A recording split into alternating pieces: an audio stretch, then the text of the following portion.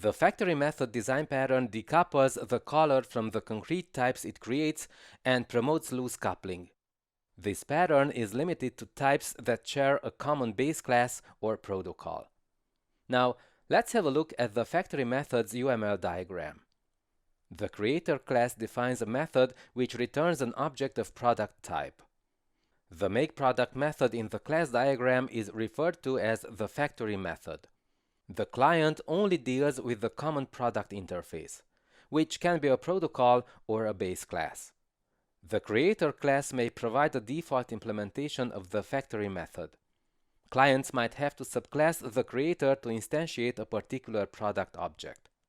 Another variant of the factory method pattern lets the factory method create multiple kinds of product objects.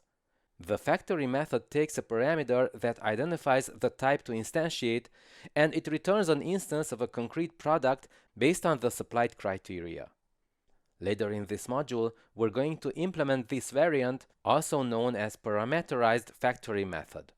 But first, let's look into the problem we're trying to solve. I've gone ahead and created a playground project called Color Themes.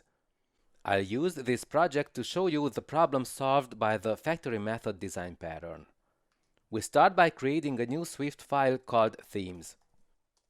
We're going to use UIKit types, so let's import the framework. Next, we define a theme protocol. It declares two read-only properties, background color and text color, both of type UI color. Now I implement a couple of conforming types. The light theme structure defines white for the background color and dark gray for the text color. And I make its initializer public to make it available in the main playground page. And next I define the dark theme structure.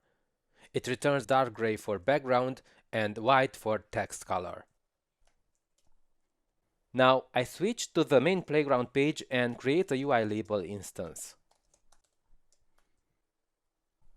The text alignment should be center, and I also provide the text. Now let's apply the colors of the light theme scheme to it. I create a light theme instance, and I set the labels background color and its text color. Then we create a dark theme instance and apply it to the labels background and text color. Now, how about creating a third theme?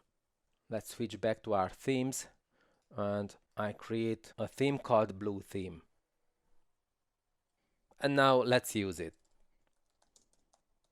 I create a new blue theme instance and apply its background and text color to the label's corresponding properties. So we've got three color themes, and we used each of them to decorate the UI label instance. This approach works, yet it introduces tight coupling between the client and the concrete theme types. Luckily, we can get rid of these unwanted dependencies by applying the factory method design pattern. So let's do it. We're going to refactor the theme demo using the factory method design pattern. Our goal is to remove the unwanted dependencies between the client and the concrete theme types. The caller should only know about the common theme protocol. I create a new playground page called Theme with Factory Method. And I rename the previous one to Themes. Now let's add a new Swift file. Let's call it Theme Creator. This file will include the factory method types and their definitions. I define the creator type first. The theme creator will be a protocol. Next, we need to define the factory method. Let's call it makeTheme. The method takes a parameter that allows callers to identify the theme type. And I introduce a new type called color profile. It doesn't exist yet, so we'll probably get a compiler error soon. The return type is theme. We return the common protocol and not concrete instances. And now let's define the color profile type. I define it as an enumeration. It has 3 cases matching the theme types: light, dark, and blue. Next, I'm going to provide the default implementation of the factory method in a protocol extension. That's an elegant way to define its behavior. Conforming types can still override the makeTheme method if they wish. The method checks the input argument and returns the corresponding theme instance. If it's light, we return a light theme instance. For dark, we return a dark theme. And for blue, a blue theme instance. Callers only need to know the protocol and the enumeration that defines the possible theme types. The real implementation types, that is, light theme, dark theme, and blue theme, are not exposed to the caller. And finally, we need a type that implements the theme creator protocol. We provided the default implementation in the protocol extension, so we're done. Now let's copy over the code from the first demo. We can remove the references to the concrete types. I start with the light theme. Instead of instantiating it directly, I'm going to use our factory method. The call returns a light theme instance, but the exact type is hidden from the caller. The client only knows that the object's type conforms to the theme protocol. And now let's get rid of the dark theme as well. And finally, the blue theme.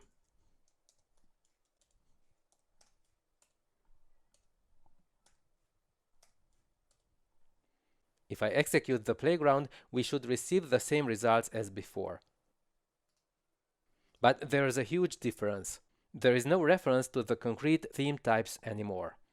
We can add new theme types without changing the client. Let's say that we need a monochrome theme.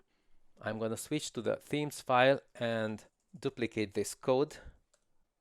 Let's rename it to monochrome.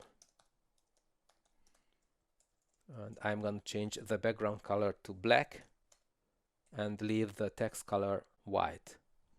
Instead of exposing this type to the client, we enhance the theme creator. So let's switch over to the theme creator. First, I add a new case to the color profile enumeration. Let's call it mono. And I add the new case to the factory method.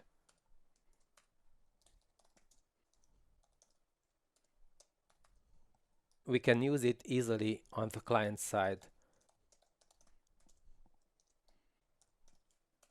And for the color profile, I pass the new value.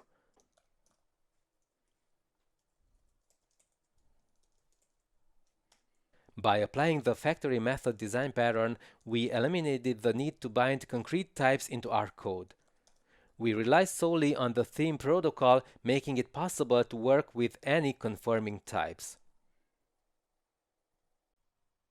The factory method can be used to decouple the caller from the concrete types it creates. This design pattern promotes loose coupling by eliminating the need to bind concrete types into our code. The factory method has 2 variations. The first variant uses a base creator class or a protocol that may provide a default implementation of the factory method.